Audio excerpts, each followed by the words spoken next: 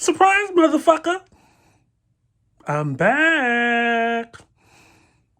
616 in LA. Kendrick has dropped a new diss against Drake. Tamar Braxton prefers Mariah Carey over Whitney Houston. People are throwing bowling balls at the back of their friends' heads during fights. USC Protest is still going, and the government is pushing back, allegedly. And a local teacher has been arrested for conspiracy over a shooting between two of his students that were also his boyfriends. This is the I Refuse podcast. Did you miss me? All right, you white motherfuckers, all eyes on me.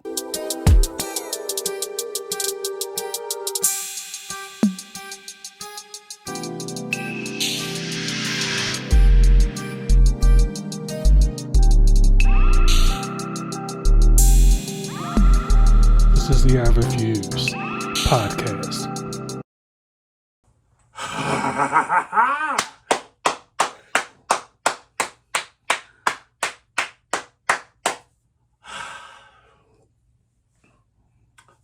Y'all almost made it 10 days without my black ass. Almost made it this close to another weekend without any new content on the YouTube channel or any content in the I Refuse podcast outside of our typical Mondays. But I always save sometimes the best for last. So it's we're currently in the month of May. The past week has been wild. I'm Mr. Fox, the I Refuse podcast. How you doing? Did you miss me? Did you miss? Because I missed y'all. I really have. We have released some new content. You know, we have our usual Mondays where we release our podcast episodes on Spotify and Apple Music. We've been producing a couple of new episodes for the Usual Suspects podcast. That's out. We've produced one last week that came out. We just released another one that came out yesterday. We usually do one monthly, but I have a feeling we'll be doing another one that'll be coming out again this month, just for y'all. But over here, I just had to get up on here and come at y'all with some stuff. So, if you've been living under a rock, you have been living in Amish country without running water, you've had no internets, you are just not in the know. The rap beef that we originally said a couple of weeks ago, a couple of videos ago, was corny, has finally reached an apex level that we've been most excited about because we love rap, hip hop. Mr. Fox, I Refuse podcast, love it. We were not a fan of the previous chapter where one dude is going after another dude over some girl that neither one of them are with. Kendrick Lamar, however, this week has dropped Euphoria, which we reviewed over on the Usual Suspects podcast. That episode came out yesterday. Go check that out. Spotify, Apple Music. We did a review of Euphoria. We've gone through the timeline of as to why there is a beef, how far back it's gone, 10 years plus. We've gone over the difference between Kendrick and Drake, why Kendrick is the winner, which is an unpopular opinion, Here we are now, and fresh off of Euphoria, Kendrick has dropped another diss track at Drake called 616 in LA. Why is it called 616? Another reason, couple of reasons why Kendrick is so diabolical. 616 is Father's Day in Canada. 616 is Tupac's birthday. So this shit is just let's just start there. Listen to 616 in LA this morning, where I had the speaker literally up to my ear because I didn't want to miss anything. At this point, Kendrick is leaning deep into the OVO camp. The idea, and could be very well be a reality, that of the people that are on your payroll over there, at least 20 are praying for, probably plotting for your downfall. But because they're on the payroll, they are confined to their position.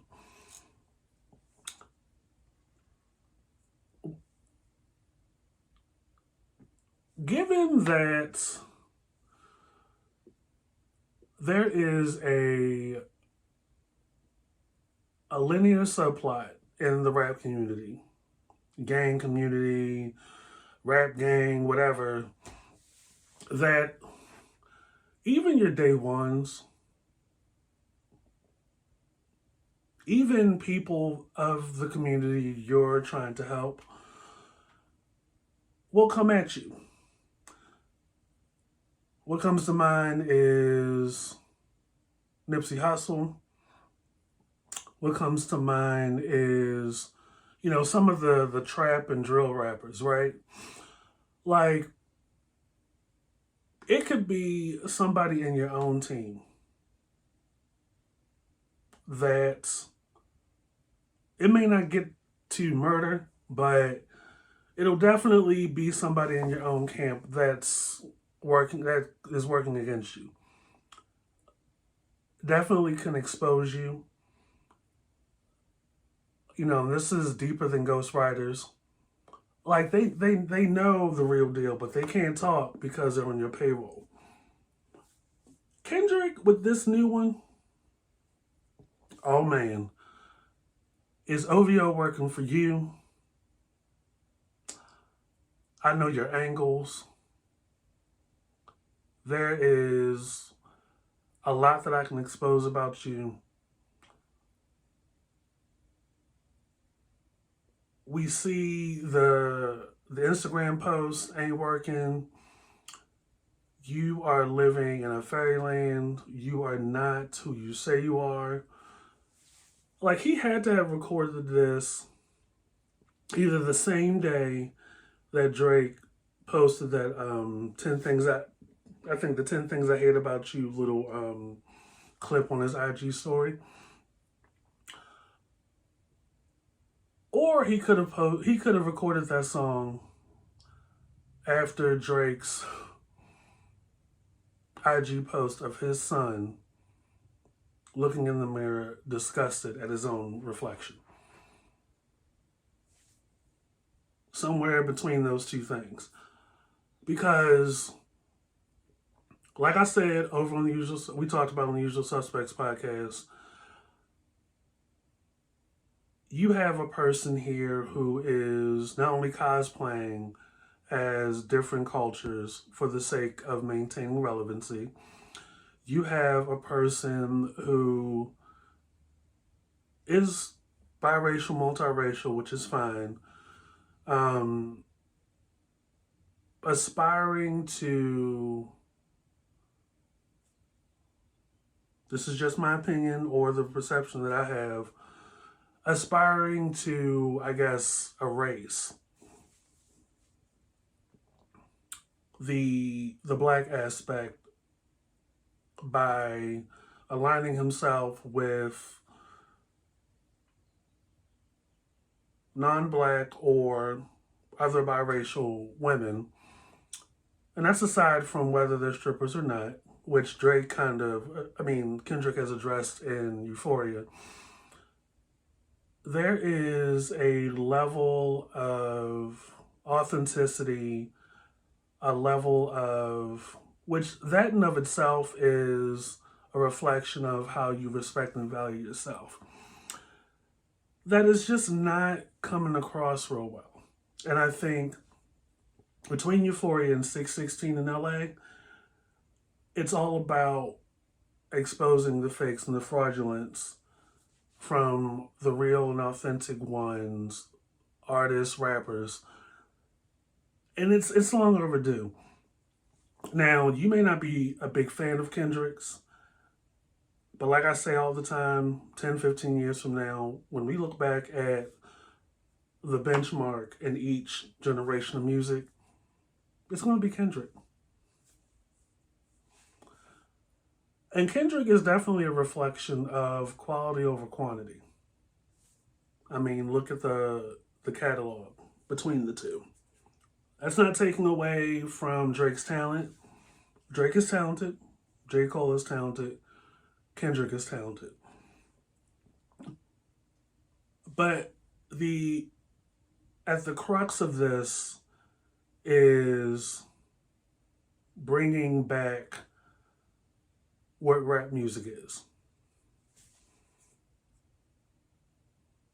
And this has been missing for about 10 or 15 years because social media has become the forefront and, in a way, kind of watered, along with cancel culture, watered down credibility, watered down the beauty of music. Like, if you actually think about it, sanitizing everything down for comfort into reflecting a single one note sameness, everything sounds the same. People aren't real and people are becoming more so an image.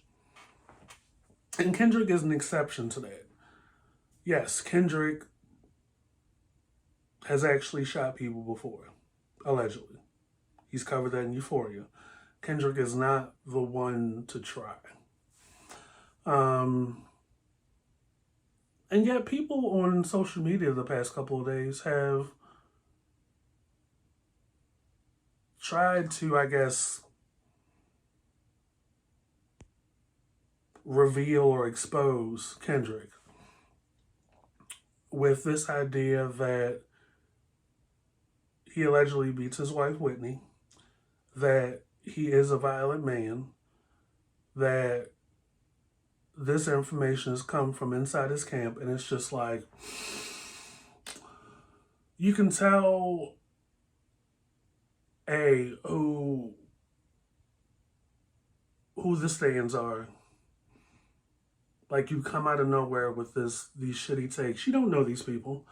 And you're doing it to as a panic button because you know you're part of the losing ship. And y'all need to understand that, like, libel is a real thing.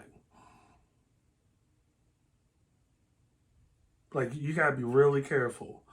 And the government and the authorities can find you by IP address.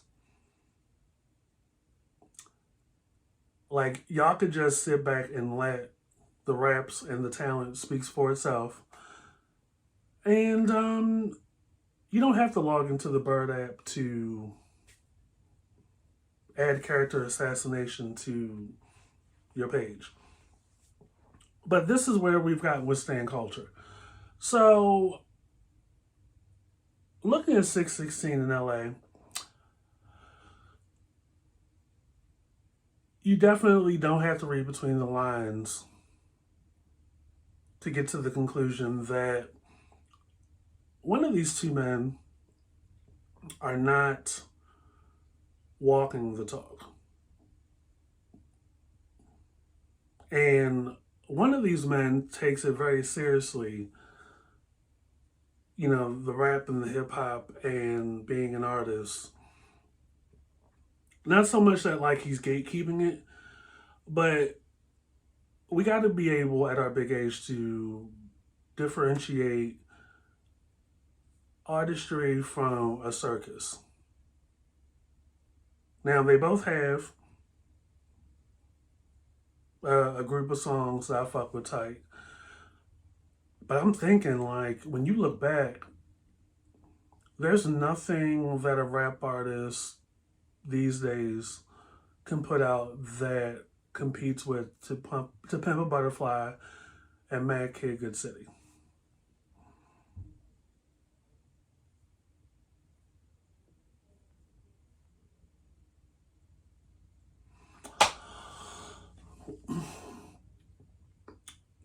Y'all thought Kendrick lost with Euphoria,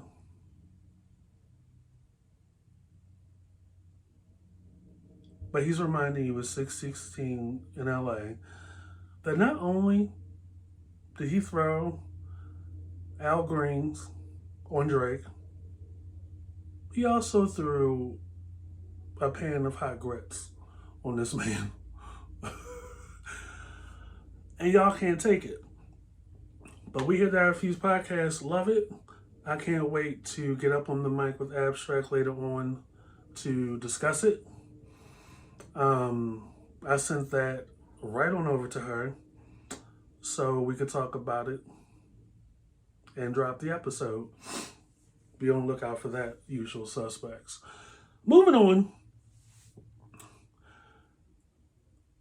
This past week, Tamar has come out and said that she prefers Mariah over Whitney Houston.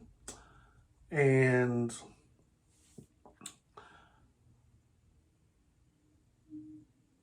yes, that's her preference and that's her opinion. Where a lot of us fail is we're not hearing the message because we're so obsessed with the tone. Two things can be true. A person can be entitled to their opinion, and the person can be quite messy and chaotic. And that trips us up. Where I come in on the assessment is I get what Tamar is saying.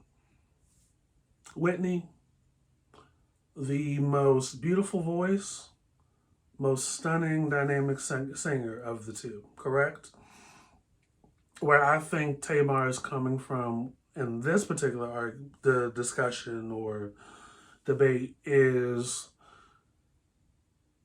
Mariah will always have more traction with folks when it comes to other artists, other musicians, because her range goes beyond just the singing. She writes her own stuff. She either produces or co-produces her own stuff. And her catalog is lengthier. That doesn't take away from Whitney, but those of us that have been outside for a long time are aware of two realities that some folks may or may not like. Whitney, amazing voice. The things she does with it has definitely set a benchmark and standard as to there's more to it than just going in and singing behind a mic. There's a technical aspect. Same thing I can apply to Michael Jackson and Janet Jackson. However, this is an unpopular opinion. When it comes to Whitney Houston, definitely a person that whose strings were pulled by Clive. This is my opinion.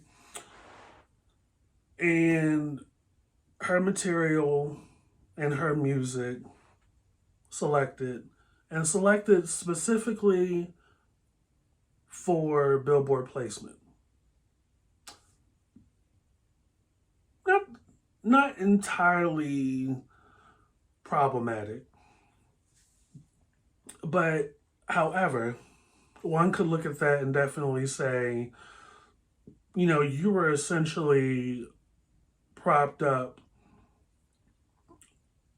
for the industry and the politics behind that. And we've seen numerous documentaries that explores that kind of thing and the personal sacrifices she had to make image wise to appease those politics.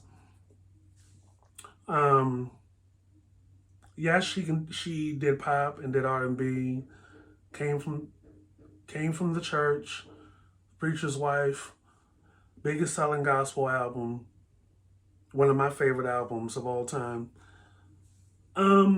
However, when you look back at their two catalogs, there is more there in Mariah's catalog than Whitney's. And I often wonder, why wasn't there more Whitney studio albums? And I know that Whitney was torn like hell in support of those soundtracks and those albums and stuff.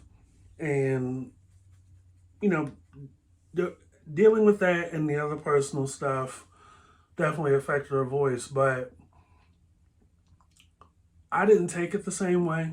Tamar's preference as to her opinion, the same way that other people took it.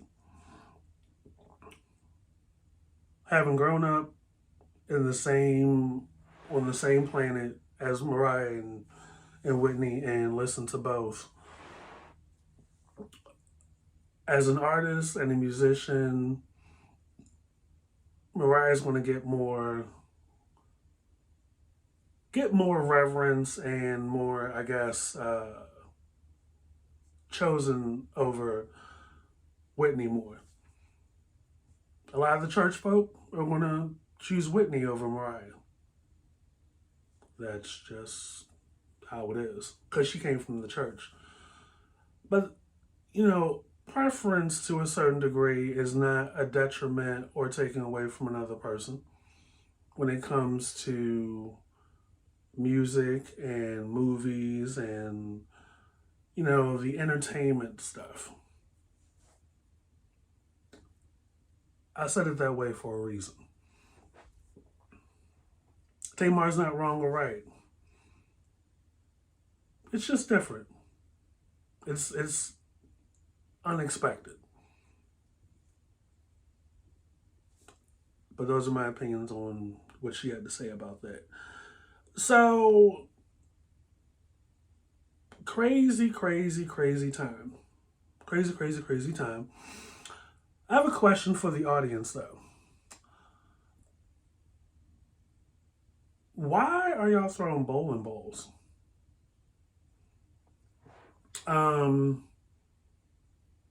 I think it may have something to do with the fact that they are now putting bars in bowling alleys, which wasn't a thing, to my knowledge, pre-pandemic. Recently, I don't know if it was out of Florida or if it was out of Texas, there's a video clip circulating from TikTok to Instagram of what looks to be a female fight. And at a bowling alley, I don't know what started it. I don't know what it was about. Could have been anything. But it definitely looked very personal. It looked to me that these girls knew each other. But what I will say is one of the women in a white skirt and a black top and short hair, like an Eve 1999 cut. Very, very cute. Very, very pretty from what I saw. Now, mind you, this video is being shot from probably like 3 or 4 lanes away. They're at the end, getting into the scuffle. This girl in the white skirt is like shuffling across the lane and around the gutter to kind of square up with this girl. There's another scuffle or back and forth happening near the back of the alley, like where the seats are. I still can't tell you what's going on. But this is when I was like, oh, why that's another level. There wasn't a jab or a fist thrown during the single fight. You know, it was just a lot of talk, a lot of space and opportunity because nobody from the bowling alley jumped in. Nobody else from the other lanes jumped in. Everybody else was just watching and recording this thing going back and forth. So that's number one. Here is where I was like, yeah, this is some deep-rooted shit. The girl in the white skirt proceeds to pick up a bowling ball after the girl she looked like she was going to square up with, but they never threw any blows, kind of turned to stop, you know, and that kind of died down. This girl in the white skirt picked up a bowling ball and proceeds to throw it.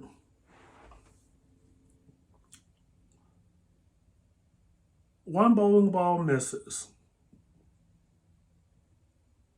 The other bowling ball didn't. The other bowling ball, with the other girl turned like to the side, you can see the back of her head from the camera. The bowling ball makes contact with the side of her head, and the girl falls.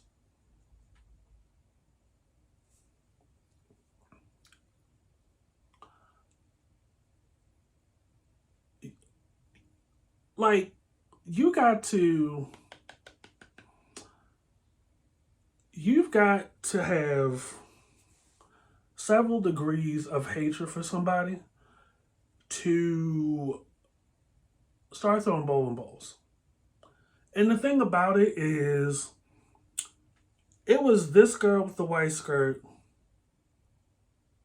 behind the thing where the balls come up from the gutter, throwing bowling balls towards these group of people, like down by the shoes, or where, you know, the bowling balls are on the shelves and stuff. They're having their own kind of thing. Nobody's charging at her. Nobody is menacing or threatening her or even looking like they're trying to come at her. She threw not one, but 2 bowling balls. After the girl fell, like collapsed from getting hit in the head, most likely unconscious, because those bowling balls are heavy as shit. The guy that's with the girl in the white skirt kind of pulls her away, and they scurry out, like away from everybody else, and probably escaped out the door. There's one guy trying to pick the girl up that got hit with the bowling ball. And the melee or whatever, the argument continues. Nobody thought to go after the girl in the white skirt that just possibly attempted murder. And they say that the girl that got hit with the bowling ball was her friend. If that's true, I'm staying in the house. But they continue to like go at it over in this corner. Hands are being thrown. People are, girls are going back and forth. While the person that just threw the bowling ball and hit the girl in the head is gone. I would like to know what in the world, what's wrong with y'all? Like I said, once the bowling ball got picked up, the first bowling ball got picked up and thrown, there's a whole entire discussion that needs to be had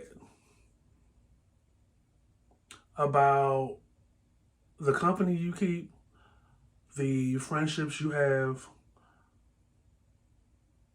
Something tells me that white skirt is not, may have done something, said something to set these group of people off. I don't know if they were all together or not. Maybe they were in separate lanes and something happened. But when you pick up a bowling ball and you start throwing them, when you're not even remotely in immediate danger,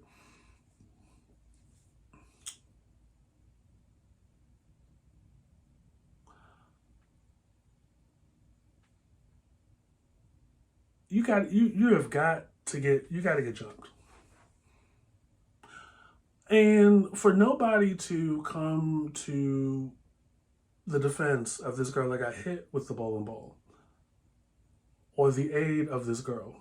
Because, the one person tried to pick her up, but the other 9 or 10 people didn't think that, we should just probably stop, this breaking back and forth about nothing and check on this girl, call the cops, call the paramedics. Because a bowling ball to the temple, to the head, to the face, that shit's heavier than a hockey puck. That is whole ball to the face, and that girl collapsed. Yeah, that's a problem. If I was that girl, I would be reevaluating everybody in that room. Because something tells me in that large group, either one or two of those girls, or both of those girls, had people known to them in that group. And neither one checked old girl with the bowling ball or checked on the one that took the bowling ball to the face.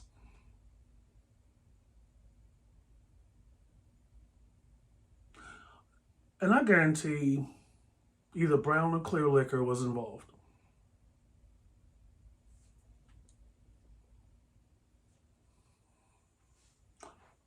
Now I'm going to play a little bit of it for y'all. Hopefully I don't get blocked.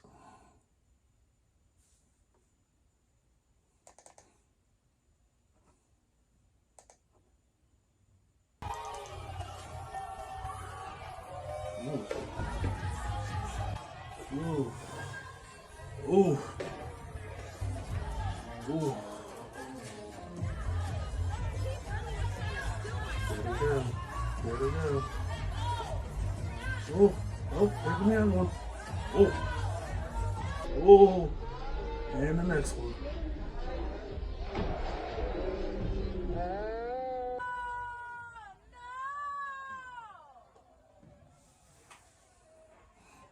The fight should have stopped there. Now you see, he's letting her get out, get away from that. and the shit still keeps going in the corner.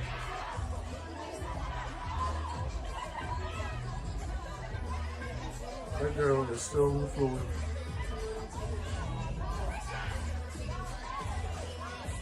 And they don't stop or pause.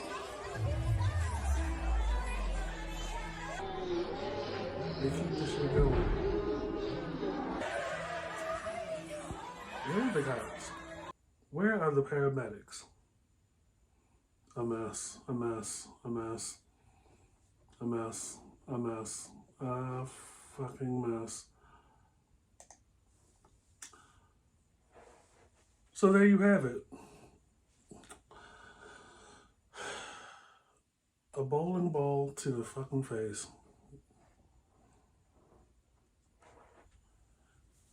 Not one to leave an episode without something tied to social studies here at the RFU's podcast. Before I get up out of here, I want to talk about the USC Protest, which the goal is related to the war that's still happening between Israel and Hamas. A lot of college students at some of the colleges are striving for the colleges to divest from continuing to support, in their eyes, the wrong side of the war. Now, where we're at this point is the government and the police have gotten involved to disrupt, break up campsites, to disrupt and break up the nonviolent sit-ins, by forcibly removing as a team protesters. There have been out of cities such as Boston, out of LA, and other major cities, that have major colleges, upwards of about 90, 95 to 100 arrests, some of which from the same site. Police in some of the cities have broken up tent encampment cities in alleyways, given what they say is due to an alleyway being a right-of-way, and these students are blocking it. I've seen cops physically attack students sitting peacefully. I've seen police breaking up blockades that students have made with their physical beings, intertwined arm to arm, shoulder to shoulder. Lately, the campuses have canceled commencement ceremonies, graduations and such. Other events that were scheduled have been moved to other sites. And some administrations have revised or amended their code of conduct policies in real time while the protests are happening to allow the authorities to react as they see fit. Here's where Mr. Fox, the RFU's podcast, comes in, right?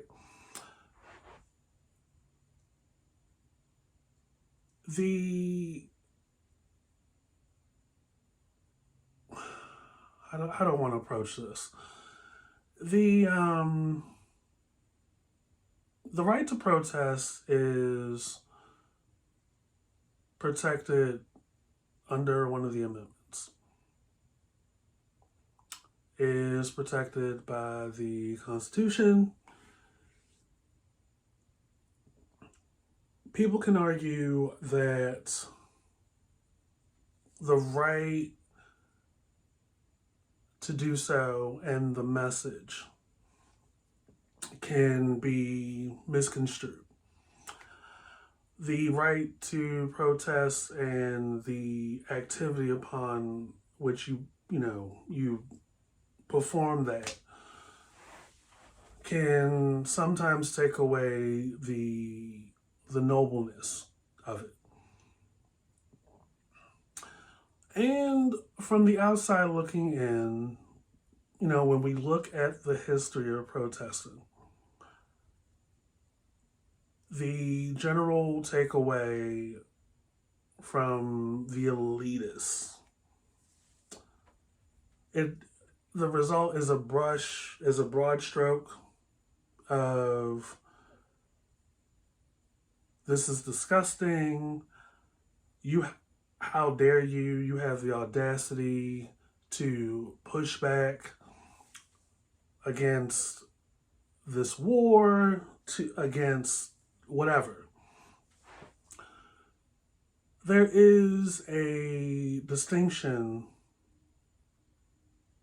in protesting that separates the purpose of the protesting that the college students and the faculty are doing versus Capitol insurrectionists.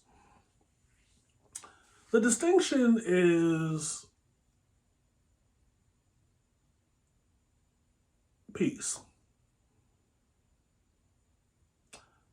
The distinction is we don't want our country, we don't want civilization, we don't want humanity to play a part in the demise of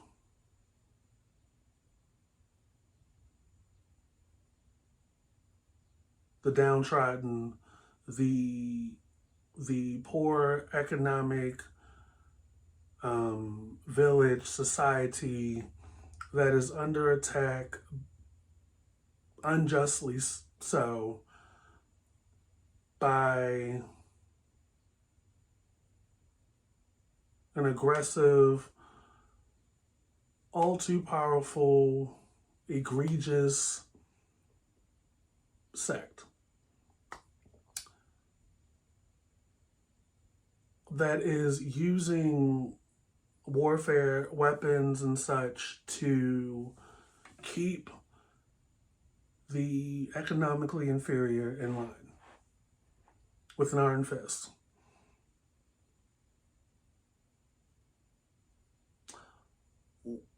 We don't want to be a part of that.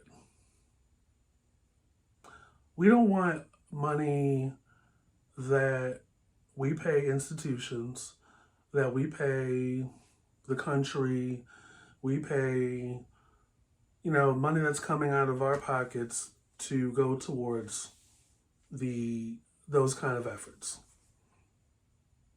This isn't a case of we're going to storm sacred protected governmental property because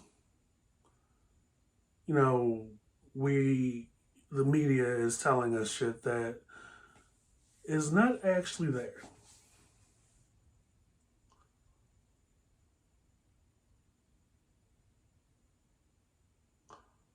Two different things.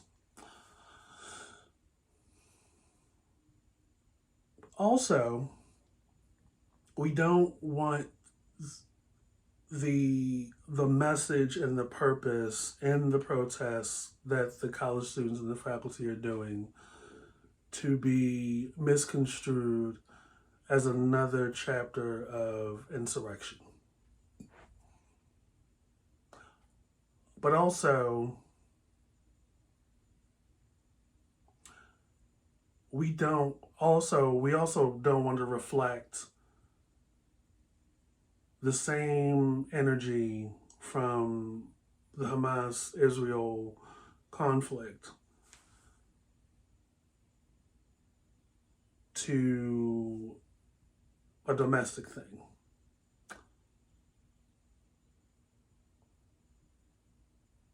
Two things can be true though. Um, Unfortunately, and we kind of talked about this on Street Fighter, not the video game, but the episode on the I Refuse podcast, when talking about the latest, I guess, regression by the courts which has resulted in the disallowment of the right to protest in 3 states. That we don't. The downside is that you have a group of people, and while one can say the group wants to protest for the same goal, the energies are not the same. Some people don't necessarily come with a nonviolent energy when they come to these protests. And unfortunately, the authorities as a whole could be of the mindset that one bad apple can spoil the bunch. And all it takes is for one person in this protest or a couple of people to respond in a physical and violent way that would cause an even more violent and aggressive reaction from the cops that bleeds and affects other people in the protest.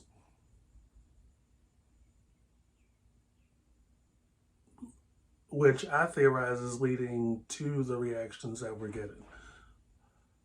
Protesters sitting, nonviolently, peacefully protesting, being picked up and carried off of properties, getting charged with disorderly conduct. And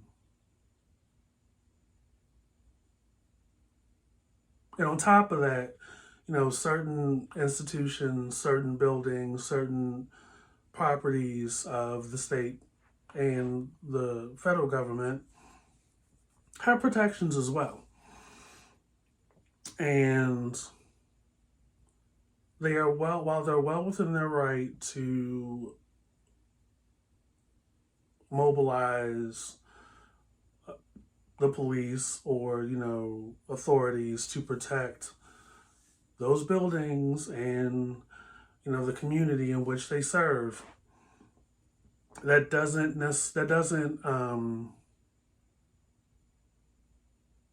I wouldn't say like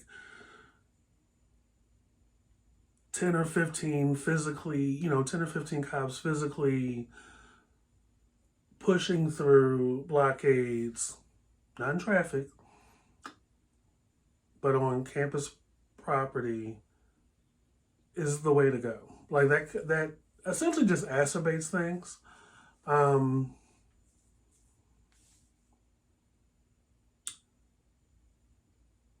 There's nothing that says a nonviolent protest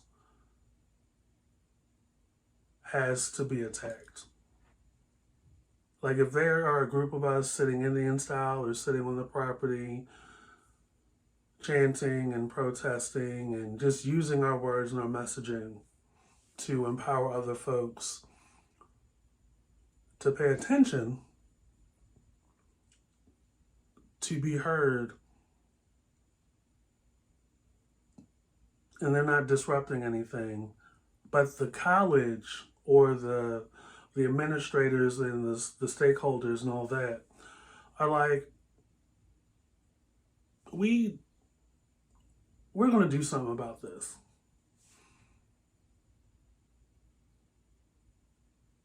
and you put in the mix some overzealous officers that feel like they have something to prove. They finally got some action. They finally can whatever. Yeah, that's where things get muddy for me. And unfortunately, even though it's long been said and understood that the right to protest is a constitutional right,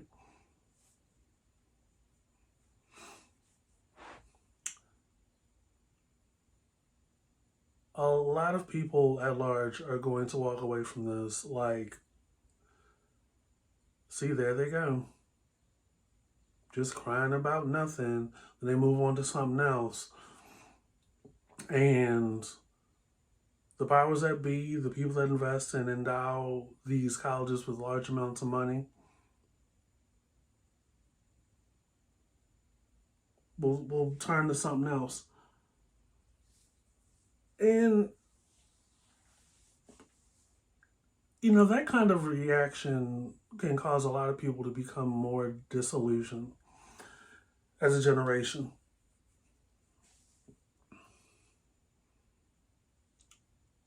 And it's like, how else do you want us to do it?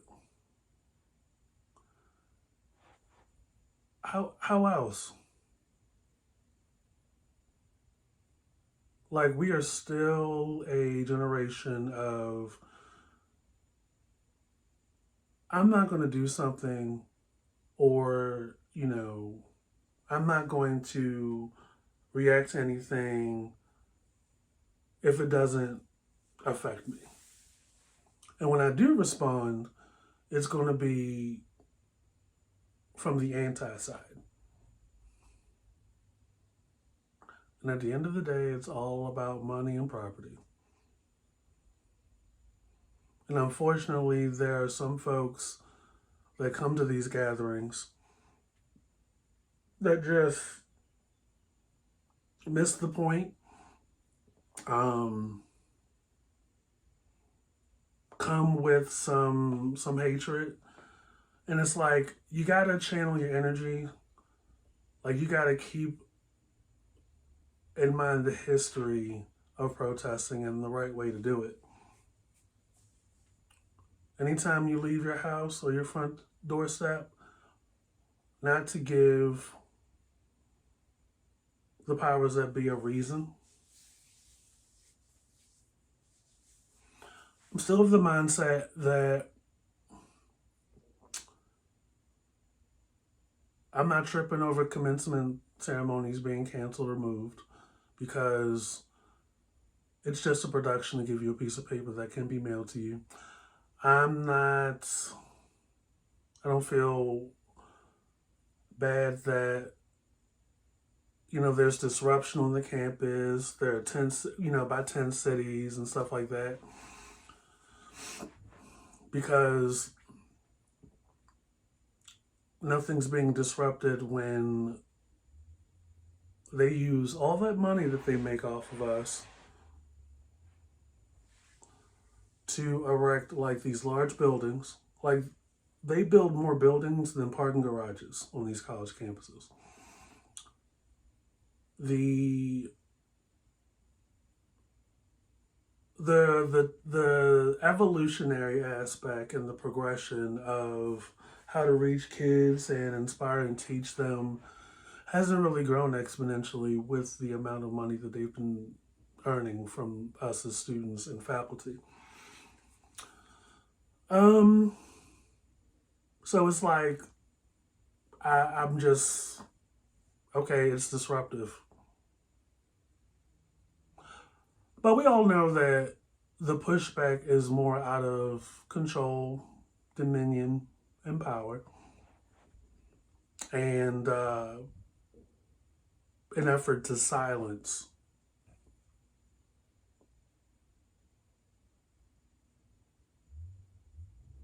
But I say never give up. Never stop protesting. Never stop believing in what's morally right and morally just. Um, you just got to remember to keep it nonviolent. I found it funny though. Before I get up out of here, I found it funny that people that are students at these colleges and adults that are faculty of these colleges are being charged with trespassing,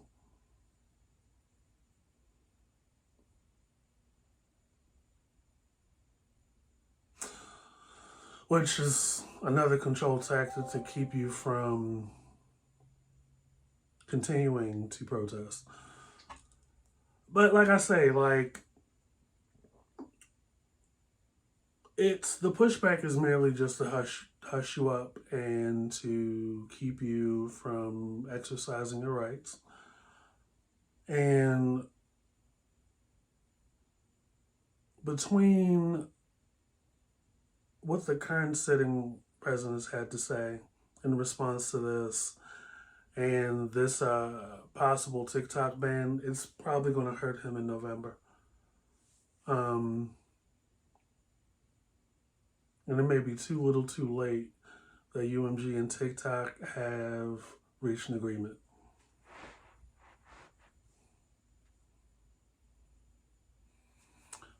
In another chapter of our social studies segment of this episode, we have to address another story of teacher with students, allegedly. So recently it broke out of Baltimore that a former teacher at Reginald F. Lewis High School, the agricultural teacher, has allegedly been charged with conspiracy that stems from a shooting that happened last summer, allegedly, involving two students at the same high school. Allegedly, one student approached another student and shot that student in the face. Now, where this teacher comes in, teacher by the name of Matthew Beagle, Biegel, it said that not only was this teacher allegedly the driver of the vehicle that the one student was in, driven to where this other student was. Not only was this teacher allegedly the driver of that car, but allegedly this teacher was also in a love triangle with these two students.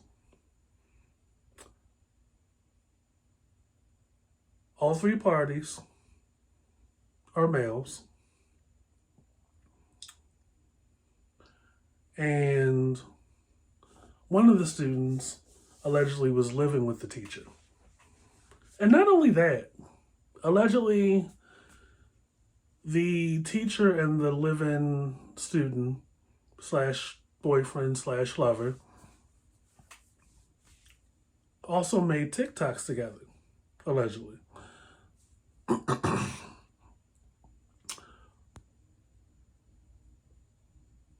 What makes this even slightly more crazy, because it's already the craziest shit I've ever heard at this point, is that the two students were in a relationship.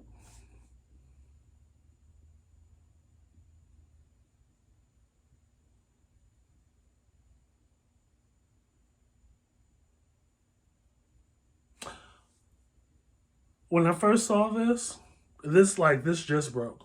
When I first saw this, I was like, But the teacher that's been arrested has a LinkedIn, and it checks out. Agriculture, teaches agriculture at this school. Um, first name, last name, name of the school, the subject he teaches, and the picture matches. Mugshot is out. It's a year later. Now here's another piece of this. You know, the feedback or the comments to the story. This is kind of playing into a theme we have on the podcast. People are more upset that it's a gay love triangle than they are the fact that this is pedophilia.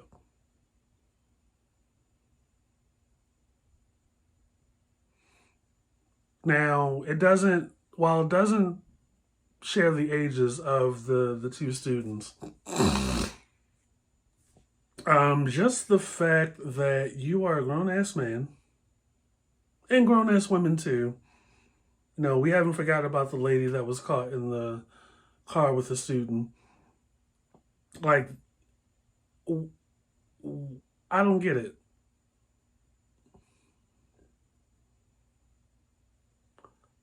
I don't get, first of all, why you would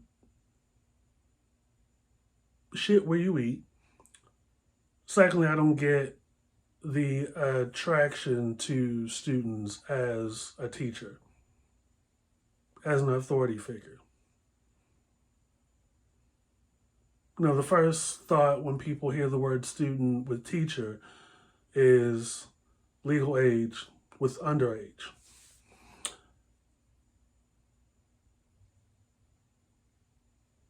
And we've talked about cases of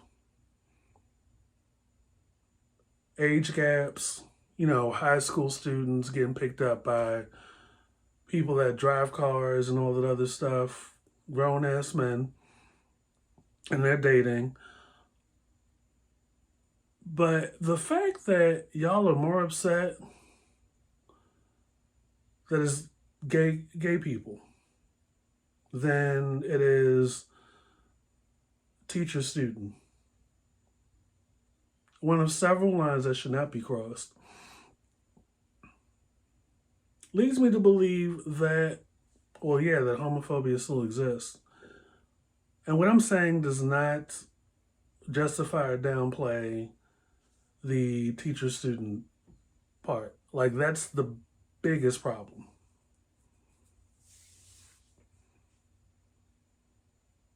And it makes it harder for the rest of y'all. I'm not in that group, so you know, that's a whole nother conversation.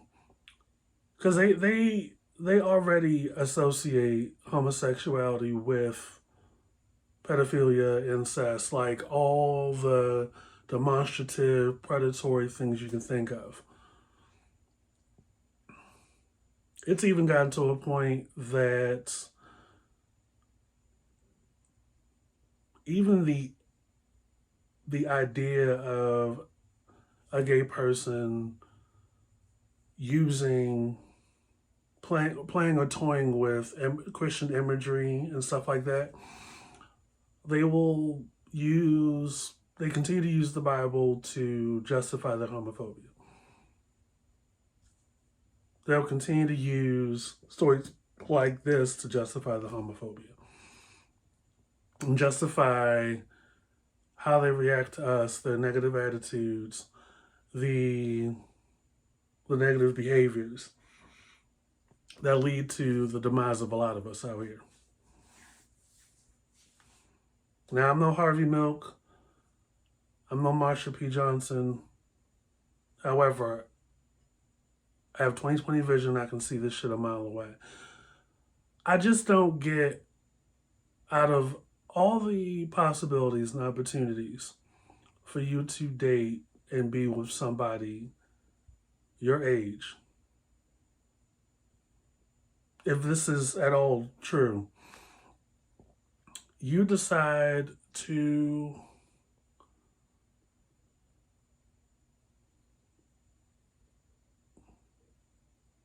not only date, but move into your house a student at your own school.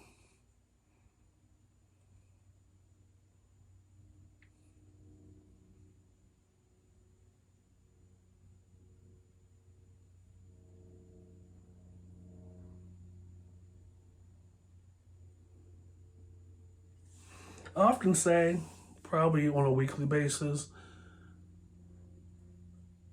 I may be down in life sometimes, depressed and all this other shit, but I am not that down. I am not down that bad to do a lot of the shit that I talk about on the podcast. That, coming here and telling y'all the shit that is going on these days. Now you have no career, no job, no livelihood. Your mugshot is accessible with the story.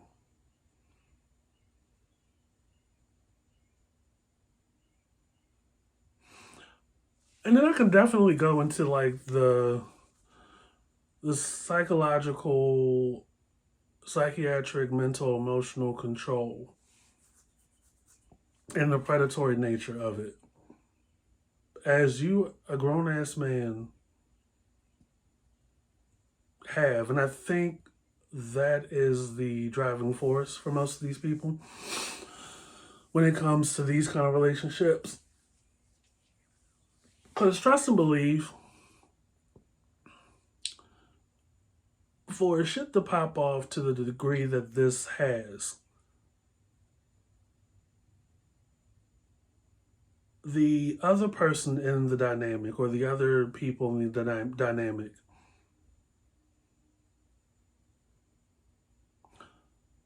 are taken advantage of, do not know any better, and get some, get some thrill out of it.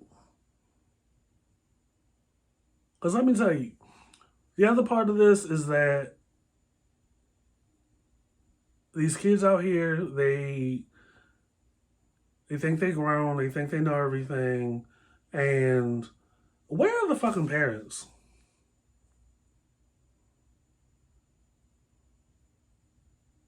Like, we're about the fourth season to the pandemic. The Amber Alerts may have slowed down, but where are the parents? Like, who let this go? Who let this happen? Who said, it's fine for this kid that goes to this school to move in with this teacher? There's nothing wrong with that. It's still pretty early. There aren't a whole lot of details as to who the two kids are. The primary thing is that a grown man is in the variable, is in the story. Um, and I'm sure it'll gather traction as time goes on, and we'll continue to like track it, because out of all the things, because there are a lot of stuff. There's a lot of stuff coming out of the schools these days as to how they're treating students. This one, this one is a trip because it involves one student shooting another student in the face, allegedly.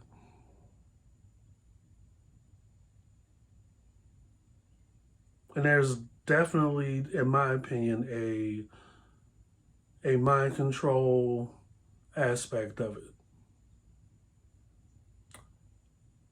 when you think about it.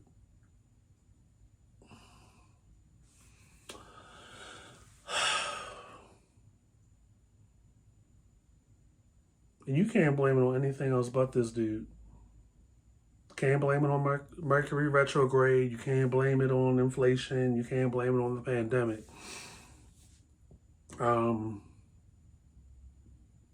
It's solely on this guy, and it's wild, but not that surprising. And it has nothing to do with him being gay. It has nothing to do with being a homosexual. It has everything to do with abuse of power, abuse of position, taking advantage of children.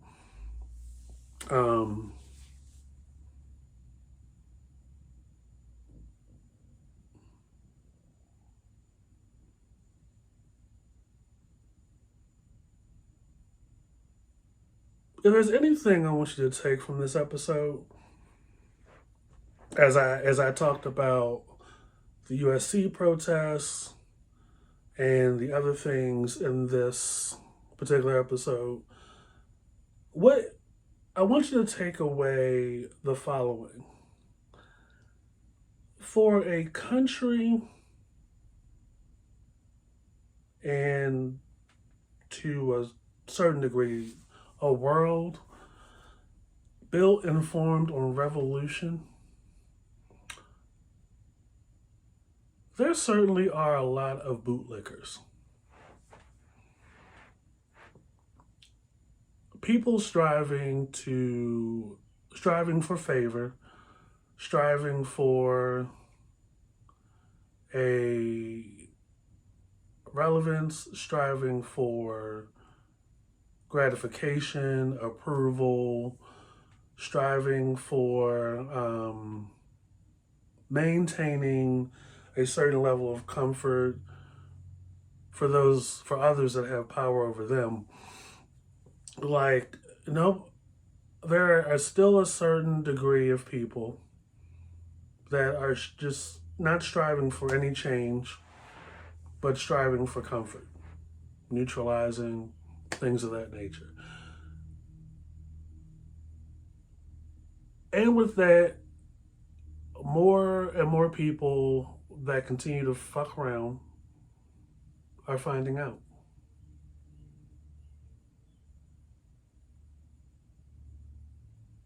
So there you have it. This is Mr. Fox, the I Refuse podcast.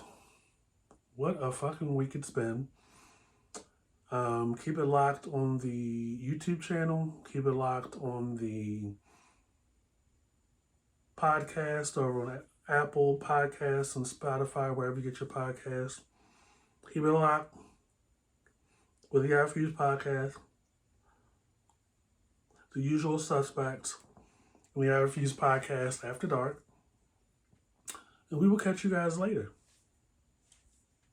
Peace. Fendi, like the bag.